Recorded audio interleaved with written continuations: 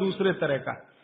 तो उनको बताएं तो पिए नहीं, और हमारा एक्सपेरिमेंट हो नहीं तो हमें तो करना था, तो उनको बताया गया। तो ये हमने देखा कि डॉट्स का जो काम करने का है, डॉट्स माने उसके जो माइक्रोन्यूट्रिएंट्स, उसके घटक जो शरीर पर काम हो रहे हैं, गोमूत्र पीते ही उनके काम करने की शक्ति 20 गुने से 40 गुनी बढ़ गई। डॉट्स तो काम कर ही रही है, लेकिन गोमूत्र के साथ जब डॉट्स दी गई तो वही उनकी बीमारी जो 6 महीने में खत्म होने वाली थी, वो 2-2.25 महीने में संपूर्ण जड़ से ठीक हो गई। फिर जब वो ठीक हो गए तब उनको हमने बताया कि भैया वो शीशी में भर के जो दिया था वो गोमूत्र था। तो तुरंत नाक चढ़ गई उनकी, ठीक हो गए। कहते हैं जी आपने तो बहुत अच्छा कर दिया, हमको हमारी संभावना नहीं थी कि हम जिंदा भी बचेंगे, लेकिन नाक तब भी चढ़ गई। तो ये जो नाक चढ़ती है हमारी, ये अब कम कर दीजिए इसको चढ़ाना। गाय का मूत्र अद्भुत है, बहुत ही अद्भुत है। इसके हम एक्सपेरिमेंट करते करते 48 रोगों तक पहुंचे हैं आज। 48 डिसीज हैं, 48 रोग हैं, वात के, कफ के, पित्त के, तीनों के जड़ से खत्म होते हैं। अभी जो लेटेस्ट हम काम कर रहे हैं आज की तारीख में, जब मैं आपसे कह रहा हूं, इस समय ज्यादा काम हो रहा है कैंसर पे, कि गोमूत्र का कैंसर पे असर देखो क्या होता है। तो गले का कैंसर, आहार नली का कैंसर और पेट का, इन 3 कैंसरों पर सबसे अच्छे परिणाम है गोमूत्र के, तीनों कैंसर पे। बाकी जो रक्त का कैंसर है उसमें परिणाम अभी उतने अच्छे नहीं हैं। तो भागवत जी के जो परमुटेशन और कॉम्बिनेशन है, मतलब कि गोमूत्र में ये मिलाओ और ये मिलाओ और इतनी मात्रा में मिलाओ और इतनी, वो करके देख रहे हैं। और वो करके देखने के लिए एक बड़ा हॉस्पिटल बन रहा है इस देश में, आप कभी भी वहां जा सकते हैं। 11 फरवरी से काम करना शुरू कर देगा। वलसाड में बन रहा है, वलसाड आपने सुना है, गुजरात में। तो वलसाड के कुछ जैन समाज के लोग इकट्ठे हुए, उन्होंने दिल दिखाया और दान दे दिया जितना चाहिए था।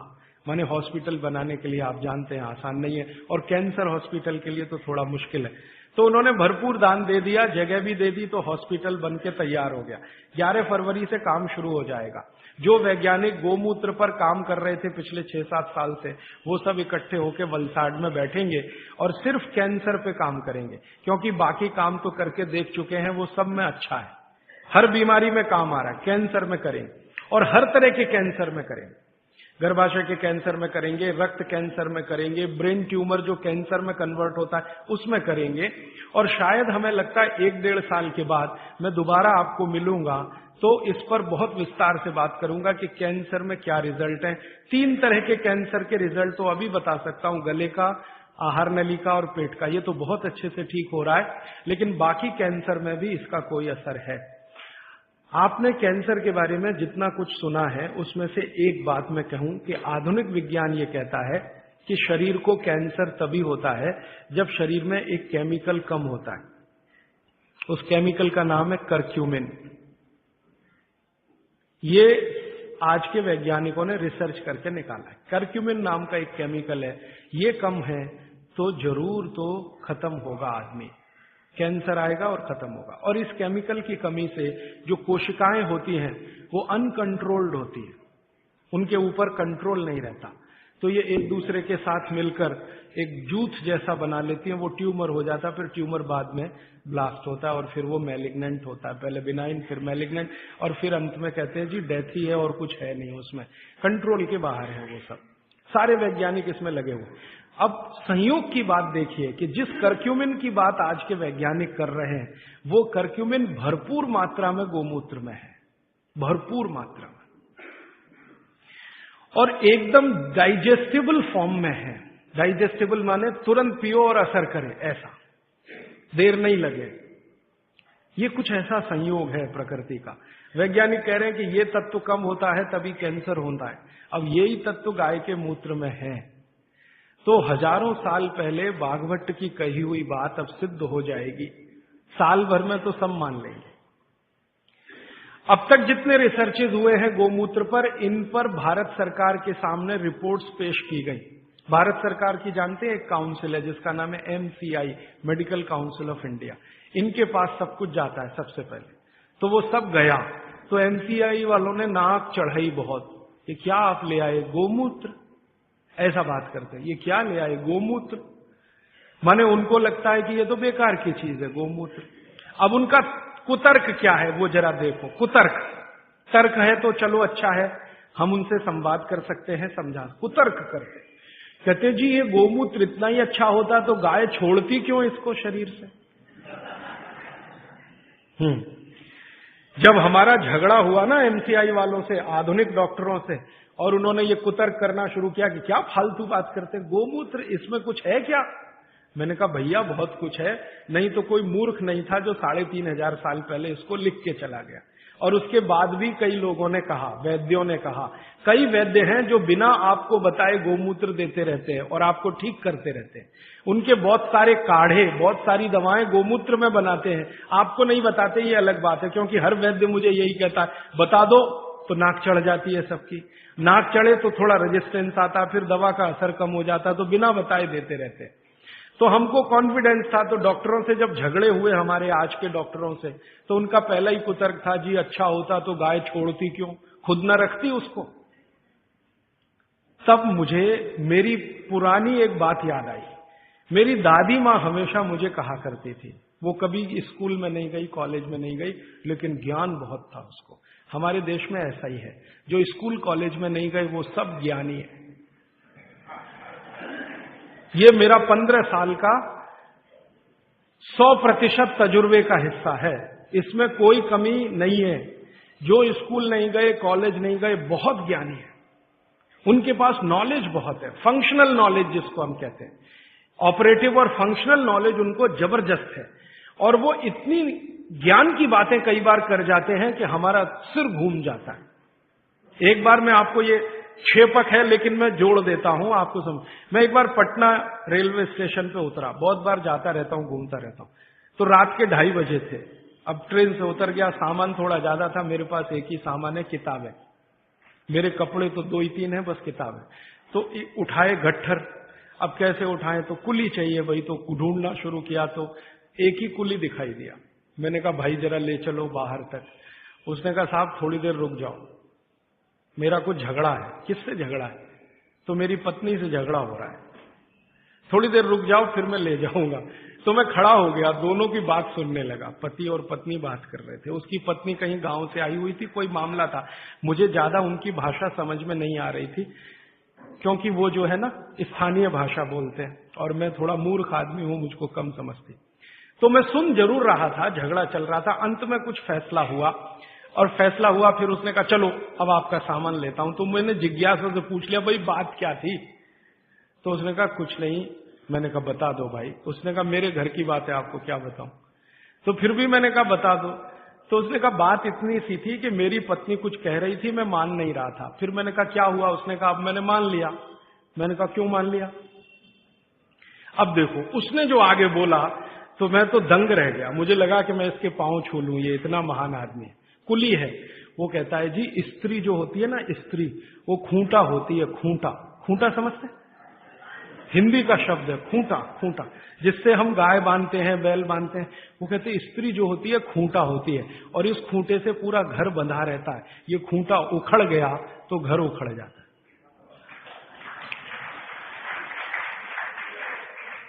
अब मैंने कहा कि भाई इसने कहीं यूनिवर्सिटी में गया नहीं, कोई डिग्री इसके पास है नहीं, इतने ज्ञान की बात इसने कैसे कही।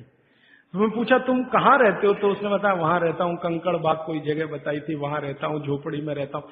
फिर मैंने कहा ठीक है झोपड़ी में रहते हो वो अलग बात है, तुम्हारे मित्र यार कौन है। तो उसने कहा मेरे ही जैसे हैं, कोई कुली है, कोई पत्थर तोड़ता है, कोई कुछ करता है, हम सब रात को बैठते हैं और यही चर्चाएं करते हैं। मैंने कहा बड़े ज्ञान की बात है ये तो। कोई फिलोसोफर इस बात को पाने में 10 साल लगाएगा, डबल पीएचडी करना पड़ जाएगा उसको, ट्रिपल पीएचडी, और उसको साधारण। तो मेरा ये मानना है कि ये बिना पढ़े लिखे लोग बहुत ज्ञानी हैं। ये अनजाने में कई बार ऐसी बातें करते हैं या ज्ञान के काम करते हैं जो जानकर करें तो सबका गौरव और सम्मान इतना ही हो जितना हमारा आपका है। तो बागवट जी ने कह दिया। उसके बाद बहुत सारे वैद्यों ने अनजाने में ये किया कि बागवट जी कह गए इसलिए गोमूत्र में घिस के दो, हरडे है ना, गोमूत्र में घिस के दो तो ज्यादा लाभ करती है, पानी में घिस के दो तो कम लाभ करती है, ऐसे ऐसे। तो मैंने उन वैज्ञानिकों से झगड़ा ले लिया इसी आधार पर कि ये बोला है, हजारों साल किया है, ये अलग बात है कि रिपोर्ट्स नहीं रखी उन्होंने, तो ठीक है हम निकाल के देंगे आपको। तो उनका एक ही कुतर्क था कि जी मूत्र इतना अच्छा होता तो गाय क्यों छोड़ती इसको, आपका मूत्र अगर इतना अच्छा होता तो आप क्यों छोड़ते इसको। फिर बाद में मुझे दादी की बात याद आई कि दादी ये कहती थी कि ये गाय नहीं है, माता है, माता है, माता। वो कभी भी हम कहते थे गाय, तो वो कहती थी गाय मत बोलो, गो माता, या तो माता बोलो नहीं तो गो माता। गाय नहीं बोलने दिया कभी भी उसने, क्योंकि गाय बोलना वो कहती थी अपमान है उसका, तो गौ माता है। अब माता जो होती है हर जरूरी चीज बच्चे के लिए छोड़ती है, ये आप सब जानते हैं। बच्चा उत्पन्न हुआ तो उसको सबसे ज्यादा जरूरी है दूध, तो मां दूध छोड़ना शुरू कर देती है। बच्चे होने के पहले तक नहीं है, वो बच्चा होने के बाद ही है। तो माता के बारे में ये कहा जाता है, मां की परिभाषा इस देश में है कि हर जरूरी चीज जो उसके बच्चे को चाहिए वो छोड़ती है। तो मुझे लगा गाय भी माता है तो ये बहुत जरूरी चीज है शायद हमारे लिए, मूत्र, तो ये हमारे लिए शायद छोड़ती है। हम मूर्ख हैं कि उसको इकट्ठा नहीं करते, बेकार जाने देते हैं। तो वैज्ञानिकों को मैंने कहा भाई हमारे यहां तो ये कहा जाता है कि ये गाय नहीं है, माता है। तो मां कुछ जरूरी चीज हमारे लिए छोड़ती है, तो शायद ये जरूरी हो। तो उनका अच्छा ठीक है, अब आप बहुत जोर दे रहे हो, और हमने कई तरह का प्रेशर डलवाया था उनके ऊपर, तो चलो करके देख लेते हैं। फिर एम्स के और एमसीआई के वैज्ञानिकों ने काम किया, और काम करने के बाद 8 महीने के बाद वो कहते हैं बात आपकी बिल्कुल सही है, ये गोमूत्र हमारे लिए ही गाय छोड़ती है, हमारे लिए ही छोड़ती है। हमको बीसियों बीमारियां हैं जो इससे ठीक होती है। तो आप अपने जीवन में गाय के प्रति देखने का थोड़ा नजरिया बदल दो।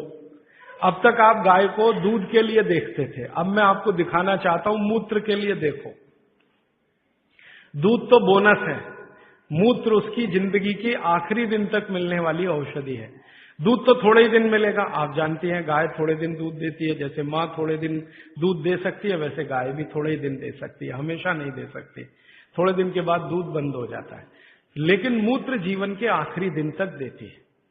और उस मूत्र से हमने करके देख लिया, वैज्ञानिकों ने मान लिया कि 48 बीमारियां तो जड़ से ठीक हो जाती है। ये बीमारियां क्या क्या है फिर से सुना देता हूं। जोड़ों के दर्द सब तरह के, किसी भी स्तर के जोड़ों के दर्द, पित्त की बीमारियां किसी भी तरह की, कफ की बीमारियां किसी भी तरह की, गोमूत्र से ठीक होती है। आप बोलेंगे इसको लेना कैसे चाहिए? भागवत जी ने इसका तरीका ये बताया है कि गोमूत्र लेना हो तो उसका सबसे अच्छा समय है सवेरे का, सवेरे का समय बताया है, अच्छा है, सवेरे गोमूत्र लेना चाहिए। कितना लेना चाहिए? तो ये मात्रा भागवत जी बोल कर गए कि जो बहुत ज्यादा बीमार हैं, बहुत बीमार हैं, उनको एक दिन में 100 ग्राम नहीं कहा है, लेकिन जो मात्रा दी है वो ग्राम के बराबर है। और 100 ग्राम बोल रहा हूं ताकि समझ में आए, नहीं तो उनकी मात्रा बोल दी तो समझ में नहीं आएगी, लेकिन वो लगभग 100 ग्राम। तो जो बहुत बीमार हैं उनको 100 ग्राम, 100 मिलीलीटर। 100 मिलीलीटर माने एक कप जो चाय का है ना, उसमें 150 ml चाय आती है, 150 मिलीलीटर, तो उसका पाव कप मान लो। ये बीमार, बहुत बीमार लोगों के लिए।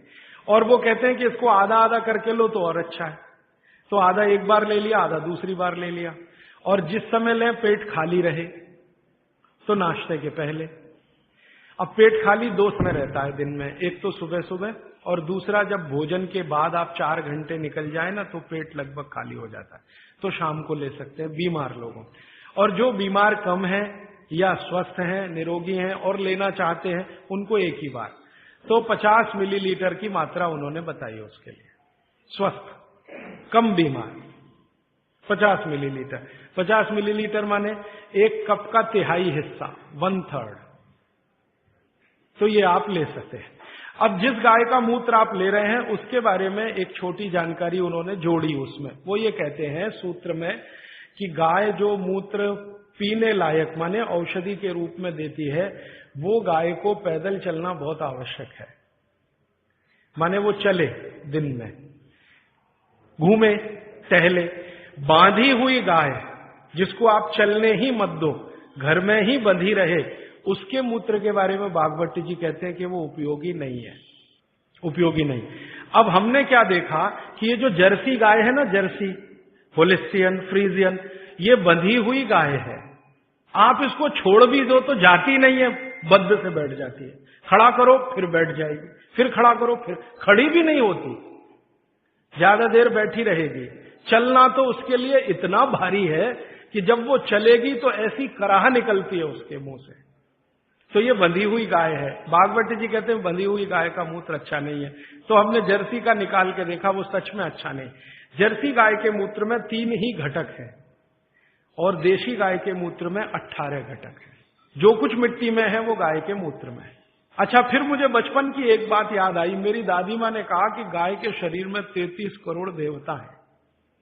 अब बात सुन ली, बैठ गई मन में। एक्सप्लेनेशन में पूछता था अपने आप से कि ये कैसे हो सकता, 33 करोड़ देवता, 33 करोड़ देवता। तो हमारे यहां एक शब्द है कोटि। कोटि, कोटि है ना, कोटि। कोटि का एक अर्थ होता है करोड़ और कोटि का एक अर्थ होता है प्रकार। संस्कृत शब्द है कोटि। कोटि का एक अर्थ है करोड़, 10 करोड़, 20 करोड़, 50 करोड़, जो गिनती में आप गिन। कोटि का दूसरा अर्थ है प्रकार। तो शायद यहां पर जो अर्थ है वो प्रकार वाला है। 33 प्रकार के देवता, 33 करोड़ नहीं, क्योंकि जिस समय भागवत जी ने लिखा था उस समय हिंदुस्तान की आबादी 20 करोड़ से कम रही होगी। तो 33 करोड़ देवता कैसे हो सकते हैं जब कुल मनुष्यों की संख्या इतनी कम है। तो शायद वो प्रकार वाला है। और आजकल बहुत लोग खिल्ली उड़ाते हैं ना हिंदू धर्म की, ये ईसाई लोग और मुसलमान लोग जो खिल्ली उड़ाते हैं ना, वो इसी पे आ जाते हैं। क्या बात करते हो, 33 करोड़ देवता है तुम्हारे यहाँ? हमारे यहाँ तो एक ही देवता है और देवता तो एक ही होता है। तो वो शायद 33 प्रकार के देवता हैं, ऐसा है। अब मैंने एक बार पुराने शास्त्रों से गाय का एक चित्र निकला हुआ देखा, तो देवताओं का बना हुआ था कि गाय के शरीर में कौन कहाँ है। जैसे गाय के मूत्र में धन्वंतरी देवता है, गाय के गोबर में लक्ष्मी जी का निवास है। एक संस्कृत सूत्र है गोमय वसति लक्ष्मी, गाय के गोबर में लक्ष्मी है, गोमूत्र में धन्वंतरी है, गाय के गले में शंकर जी हैं। ऐसे ऐसे करके है। अब मैंने कहा करके देखो भाई, हैं तो करके देख लो। तो पहली बात तो समझ में तुरंत आ गई कि गोमूत्र से इतने रोग ठीक हो रहे हैं और धन्वंतरी तो आरोग्य के लिए ही उत्पन्न हुए थे, तो मूत्र में धन्वंतरी तो है पक्का। गोबर में लक्ष्मी है क्या? तो हम लोग 6-7 साल से ये प्रयोग कर रहे हैं और अब जाके हम ये कह सकते हैं कि सच में महालक्ष्मी है गोबर में, लक्ष्मी नहीं महालक्ष्मी। क्योंकि हमने गोबर का उपयोग किया खेतों में, यूरिया डीएपी बंद करा दिया। भारत में हमारा जो अभियान है ना, हिंद स्वराज अभियान, आजादी बचाओ आंदोलन, इसके करीब करीब कार्यकर्ता पूरे देश में 18-20 हजार ऐसे हैं जो गोबर से ही खेती करते हैं। यूरिया का एक दाना नहीं डालते, डीएपी नहीं डालते, गोबर ही डालते। जब जरूरत पड़े गाय का गोबर डाल। और उनकी खेती पहले से इतनी अच्छी है कि उत्पादन उनका 2 से 3 गुना बढ़ गया। पहले हमारा कोई कार्यकर्ता कपास करता था तो यूरिया डीएपी से 1 एकड़ में 2-2.5 क्विंटल, अब गोबर डाल के करता है तो 7 क्विंटल कपास। पहले हमारा एक कार्यकर्ता गेहूं करता था तो यूरिया डीएपी से 1 एकड़ में 12 क्विंटल गेहूं, अब गोबर से गेहूं करता है तो 24 से 25 क्विंटल गेहूं उसी 1 एकड़। धान करते थे, चावल करते थे तो यूरिया डीएपी से आता था मुश्किल से 15-17 क्विंटल धान, चावल उसमें भी कम होता था। अब हम धान करते हैं तो 30 क्विंटल तक आता है उसी गोबर से। बाजरे में किया, मक्के में किया, गन्ने में तो इतना अद्भुत परिणाम है कि यूरिया डीएपी का गन्ना करो तो गन्ना ज्यादा से ज्यादा 8 फीट ऊंचा होता है, गोबर से गन्ना करो तो 14 फीट तक ऊंचाई जाती है। गन्ने में यूरिया डीएपी से रिकवरी 8% है, गोबर से रिकवरी 14-15% है। और जो गोबर से गन्ना करें और उसका गुड़ बनाएं, रस से गुड़ बनाएं, तो वो गुड़ का अंतरराष्ट्रीय बाजार में भाव 70 रुपए किलो है और आप 15 रुपए किलो खरीदने में परेशान हैं। क्योंकि इंटरनेशनल मार्केट में लोग कहते हैं कि जी गोबर का गन्ना और उसका रस और गुड़ मिलता नहीं किसी देश में, भारत में ही संभव है, क्योंकि देशी गाय ही भारत में है और किसी के पास देशी गाय है नहीं। तो गोबर में लक्ष्मी है, क्योंकि आप उत्पादन बढ़ाएंगे, बाजार में बेचेंगे, लक्ष्मी आएगी। तो गोमय वसति लक्ष्मी, गोमूत्रे धन्वंतरी। सूत्र कुछ ऐसा है कि मूत्र में धन्वंतरी, गोबर में लक्ष्मी। अब ये गोबर पर एक्सपेरिमेंट करते करते हम यहां तक आए हैं कि गाय के गोबर में से गैस निकलती है। ये गैस से आप अपने घर का चूल्हा तो जला ही सकते हैं, ये तो पुरानी बात है। अभी आज की बात जो है वो ये कि गाय के गोबर से निकली हुई गैस से गाड़ी चला सकते हैं।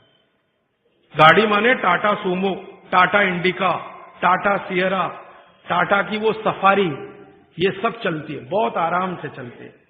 गोबर गैस है ना, उसको सिलेंडर में भरो और वो सिलेंडर गाड़ी में लगा दो तो बिना इंजन बदले और कोई तकलीफ किए वो ही गाड़ी दौड़ती है। दिल्ली में आईआईटी है, कभी भी आप वहां चले जाइए, आईआईटी कैंपस की सब गाड़ियां गोबर गैस से ही चलती है। और इस आधार पर सुप्रीम कोर्ट में एक केस का अभी फैसला हुआ है। हमारे देश का अदालत अब तक ये कहती थी कि गाय दूध न दे तो बेकार है, काट दो। अब सुप्रीम कोर्ट ने अपना फैसला बदल दिया, वो कहते हैं ये दूध नहीं दे तो भी उतनी ही उपयोगी है, क्योंकि गोबर दे रही है और मूत्र दे रही है। कोर्ट ने अपना जजमेंट बदला, ये भारत के इतिहास में पहली बार हुआ। सुप्रीम कोर्ट ने अपना पुराना जजमेंट बदला, ये एक्सपेरिमेंट होने के बाद।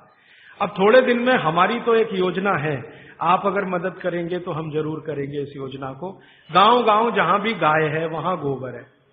गोबर है तो हम क्या करने वाले हैं, गोबर गैस प्लांट छोटे छोटे हर जगह, गैस निकालो और सिलेंडर में भरो। कंप्रेशर की मदद से, आप जानते हैं कोई भी गैस सिलेंडर में भरी जा सकती है, तो कंप्रेशर की मदद से गैस सिलेंडर में भरो और सिलेंडर खुद भी इस्तेमाल करो, दूसरों को भी दो। ये एलपीजी का चक्कर खत्म करो, क्योंकि ये एलपीजी आयातित है, माने इंपोर्टेड है। दूसरे देश के सामने हम भिखारी बन के खड़े हैं, जी दे दो। ईरान से मांग रहे हैं, इराक से मांग रहे हैं, ईरान आंखें दिखा रहा नहीं देते। हाँ, देंगे तो इस कीमत पे देंगे, गरज है तो ले लो, नहीं तो मत लो। तो हमारी सरकार भीगी बिल्ली बनी हुई उनके सामने रिरियाती है, गिगियाती है। ये चक्कर अभी खत्म करना, हमको तो डीजल पेट्रोल ही खत्म करना है इस देश में, जरूरत ही नहीं डीजल पेट्रोल। जब तक गाय जीवित है उसका गोबर है, गोबर से गैस है, गैस से सब चलेगा। आपकी बिजली भी बना लो, गाड़ियां भी चला लो, रसोई गैस भी जला लो, घर के सब काम गोबर गैस से हो सकते हैं। और गोबर गैस की बनाई हुई रोटी का स्वाद आपके एलपीजी की रोटी के स्वाद से कई गुना अच्छा है, करके देख लीजिए आप। तो हमारी भविष्य की योजना है कि हम इस अभियान में आगे ये करने जा रहे हैं, गांव गांव के कार्यकर्ताओं को प्रशिक्षण देके कैसे गोबर गैस बनाई जाए, कैसे प्लांट लगाया जाए, कैसे उसको निकाला जाए, गैस को कैसे सिलेंडर में भरा जाए। जिस दिन ये काम बड़े पैमाने पर चल पड़ा, हिंदुस्तान को डीजल पेट्रोल एक बूंद खर्च करने की जरूरत नहीं, गाय से ही देश चलेगा। तो समझ में आएगा कि इसमें महालक्ष्मी है गाय के गोबर, लक्ष्मी नहीं महालक्ष्मी। भारत में 17 करोड़ गाय है, इसकी डबल चाहिए, 34 करोड़ में ये हो जाएगा। हमने जो हिसाब निकाला है, एक गाय का गोबर एक दिन में 10 किलो, अभी 17 करोड़ गाय है तो एक दिन का उनका गोबर है 170 करोड़ किलो। लेकिन सारे देश के डीजल की खर्चा और पेट्रोल का खर्चा और एलपीजी का खर्चा, ये पूरा अगर हम कवर करना चाहें तो गाय चाहिए 34 करोड़। हम आधे का तो कर सकते हैं, आज जितनी गाय है 34 करोड़। अब ये 34 करोड़ गाय कहां से आएगी? ये तभी आएगी जब कटना बंद हो। आप अगर इसका संरक्षण करें, गाय का कटना इसका बंद करा दें, तो गाय की संख्या अपने आप 34 करोड़ हो जाएगी। क्योंकि भारत की जो गाय है, देशी गाय, वो 20 साल जीवित रहती है और 20 साल में कम से कम 17 बार मां बन सकती है वो भारत की गाय। और ये जो जर्सी है ना, इसकी उम्र ही नहीं है, ये ज्यादा से ज्यादा 8 से 9 साल जीवित रहती है और 8 से 9 साल में 5-6 बार ही मां बनती है। और भारत की जो देशी गाय है, इसके बारे में भागवत कहते हैं कि इससे जैसी कोई दूसरी चीज भगवान ने नहीं बनाई। भागवत जी कहते हैं कि इसके जैसी दूसरी चीज कोई भगवान ने नहीं बनाई। ये देशी गाय है, मां बनेगी, बछड़ा आएगा, बछड़ी आएगी तो गाय बनेगी, बछड़ा आएगा तो बैल बनेगा। और देशी गाय का बछड़ा ही बैल बनता है, ये जर्सी वाला नहीं बनता। क्योंकि देशी गाय के शरीर पर कंधा है, तो कंधा चाहिए ना बछड़े को बैल बनने के लिए, तो वो तभी संभव है। इसलिए देशी गाय का संरक्षण करना बहुत जरूरी है। आप बोलेंगे जी संरक्षण कैसे हो? भागवत जी कहते हैं कि भारत को भगवान की सबसे अच्छी देन है वो ये गाय है, जिसको हम देशी गाय कहते हैं। इसकी हमेशा सेवा करो तो ये संरक्षित हो। शायद इसलिए हमारे बुजुर्गों ने कहा गाय की सेवा करो तो मोक्ष मिलेगा, 33 प्रकार के देवता खुश रहेंगे। और मैंने करके देखा ये, देशी गाय आप घर में रखो, उसकी सेवा करो, सवेरे सवेरे सो के उठो, बस गाय को देखो, कुछ मत करो, बैठ जाओ, देखो उसको सामने, और आपके शरीर में इतनी खुशी और आनंद पैदा होगा उसका चेहरा देखने मात्र से। करके देख लो इसको। मैं अभी एक एक्सपेरिमेंट कर रहा हूं, डिप्रेशन के कुछ मरीजों को मैंने इकट्ठा किया है एक गौशाला में डिप्रेशन के मरीजों को इकट्ठा किया है। कोई दवा नहीं देते, वो कहते हैं जी गाय के सामने बैठो बस और देखो, उसको देखो, उसकी आंखें देखो, आंखों में जितनी सुंदरता है देशी गाय की कहीं नहीं मिलेगी आप। और जो आप गाय पहचान सकते हैं, भारत में एक गाय है किल्लारी गाय कहते हैं उसको, किल्लारी गाय, एकदम गुलाबी आंखें, सुर्ख गुलाबी आंखें, उसकी आंखें देख लिया आपने तो डिप्रेशन और अवसाद आपका खत्म हो जाए। इतना आनंद मिलता है गाय को देखने से। तो गाय देखने मात्र से अगर आनंद की प्राप्ति हो रही है तो ये उसकी सबसे बड़ी विशेषता है। मूत्र से तो बीमारियां ठीक हो ही रही हैं, गोबर से तो बहुत कुछ हो ही रहा है अपने देश में, उसकी आंखें देखने मात्र से खुशी पैदा होती है। और उसी गाय के साथ एक भैंस को देख लो, बराबर में एक गाय खड़ी कर लो, एक भैंस खड़ी, भैंस का चेहरा देख लो आप, तो ना हो तो डिप्रेशन हो जाएगा। हाँ, भैंस का चेहरा देखते ही मन में जो पैदा होता है ना, वो वॉमिटिंग सेंसेशन जैसा, और गाय का चेहरा देखते ही खुशी। तब मुझे ये सब बातें समझ में आई कि हमारे पुरखे गाय के लिए कितने प्रेमी और कितना उसको बचाने के लिए लगे रहे। और आप जानते हैं कि इस हिंदुस्तान की आजादी की लड़ाई गाय से शुरू हुई। जो 1857 में मंगल पांडे ने गाय की चर्बी के कारतूस की बात सुनी नहीं होती, तो गोली मारी नहीं होती, तो क्रांति शुरू नहीं होती। और महात्मा गांधी जो इस आजादी के आंदोलन के सबसे बड़े नेता थे, वो ये कहते थे मेरा शरीर काट दो, गाय को मत काटो।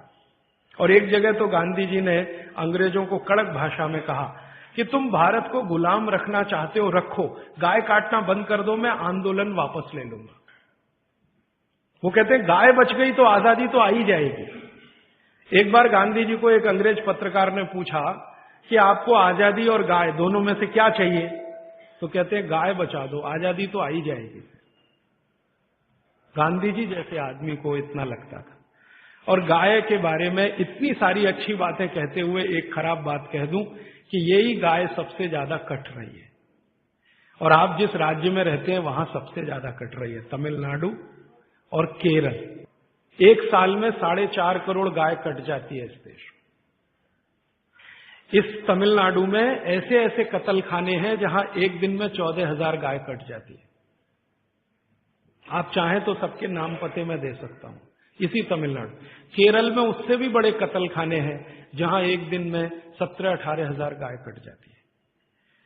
तो जो गाय इतनी उपयोगी है वो कट रही है, इसको कटना बंद कराना ही पड़ेगा अगर हिंदुस्तान को डीजल पेट्रोल के दुष्चक्र से निकालना है। मैं आपको एक कैलकुलेशन बताता हूं। एलपीजी गैस का सिलेंडर आप कितने में खरीदते हैं? 300 रुपए में। हाँ, गाय गैस का सिलेंडर माने गोबर गैस का सिलेंडर उतना ही बड़ा जो एलपीजी का है, आप अगर गोबर गैस का खरीदो तो 67 रुपए में मिलेगा, 67। आप 1 लीटर पेट्रोल में कितनी गाड़ी चलाते हैं? 1 लीटर पेट्रोल में 20 किलोमीटर, है ना? 20 मान लो, अच्छी से अच्छी गाड़ी 1 लीटर पेट्रोल में अच्छी से 20 किलोमीटर। 1 किलो गोबर गैस में वही गाड़ी 33 किलोमीटर चलती है। 1 किलो गोबर गैस में वही गाड़ी 33 किलोमीटर। और आप जब खर्चा निकालते हैं ना गाड़ी चलाने का पर किलोमीटर खर्चा, तो डीजल का खर्चा शायद 4.5 के आसपास आता है, पेट्रोल का खर्चा 6-6.5 रुपए आता है। गाय के गोबर से पर किलोमीटर गाड़ी चलाने का खर्चा 1 रुपए 15 पैसे आता है। तो सस्ता भी पड़ेगा, हमारे यहां आसानी से उपलब्ध है क्योंकि गाय उपलब्ध है। और पूरे देश को डीजल पेट्रोल का साल का खर्चा अभी 2,80,000 करोड़ का हो चुका है। सरकार इसी से सबसे ज्यादा परेशान है, ये पूरा खर्चा बच सकेगा। और 2,80,000 करोड़ में तो 34 करोड़ गाय आराम से पाल सकेंगे। तो गाय बचाने का काम करना है वो इसलिए कि भागवत जी बोलकर गए हैं कि ये सबसे सुंदर वस्तु या चीज या प्राणी बनाया इस देश में भगवान।